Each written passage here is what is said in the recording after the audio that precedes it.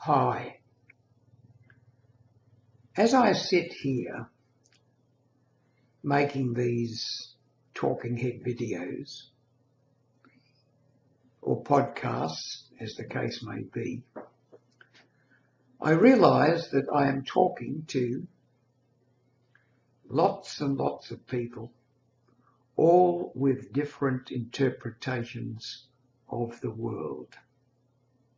There's no way that I can know as much about things as all of you put together. And so when I speak about retirement, I'm really talking about my own experiences in retirement. I can only summarize or surmise what yours is like. It might be very, very different from mine. Your circumstances, living in a different country, living in a different culture, being brought up in different ways, different backgrounds to me. How can I really help you? Only in very general terms. And I can only speak from my own personal experience.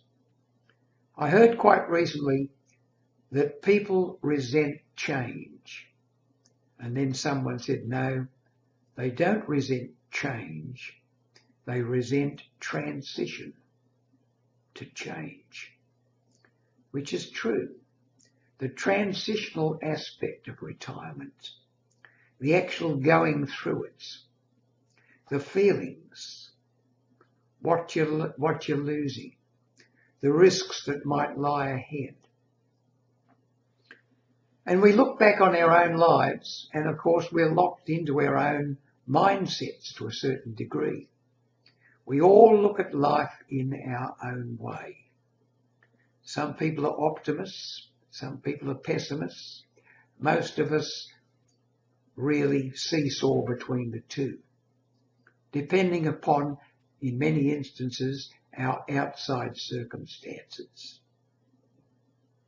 We do this even though our wisdom tells us that whatever we're feeling about our life is happening inside us. We still believe pretty well wholeheartedly that what happens out there is important. And it is, but only to the extent about how we are feeling about it. So I guess what I'm saying, as we grow older, we need to realise that our sense of happiness, our sense of purpose, our sense of contribution, feeling good about ourselves, feeling good about the world, depends upon what's going on inside us. We can't change what's going on outside, to a great degree anyway.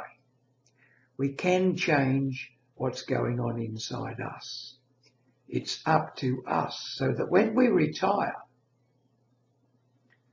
there's no point really in living in the past. What has gone has gone. What is happening now is what counts. And how we use now so that our future will be the way we want it to be. And that's not guaranteed, of course. This is one of the reasons why we look towards money and think, well, am I going to have enough to retire? Let's supposing you don't have enough, but you still retire. Will you survive? You probably will.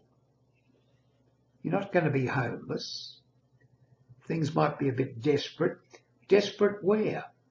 In your own way of looking at things. So I guess what I'm trying to say is the way we look at things is the most important thing. In any point in time in our lives. Sure, we have backgrounds which we can draw on. We have learned things. And by the time we retire, we should have got at least a modicum of wisdom and a modicum of self-understanding. Now, this self-understanding part is important. We need to realize or begin to think about, what am I? What's it all about? What am I going to do with the rest of my life? Am I going to escape from it by watching television all the time, losing what is actually going on outside? Or am I going to get into it? Am I going to get into it and contribute and find new friends, find new things to do, get excited about life? Surely this is what it's all about. Look back on your childhood. Everything lay ahead, adventure. Life was going to be wonderful. Now, whether your life has been wonderful in the past, I do not know. You know. You know how you've interpreted. When you look back, we always seem to remember the good things and forget the bad. So seldom do we look at the present moment and say, here I am. I'm still here. And you are still here. And who knows how long you will still be here? You don't know. If you've just retired, it could be 30 years. A long time to work out what you're going to do for the rest of your life. So get into it. Don't just think about it. Act. Do it. Make a new life for yourself and enjoy it.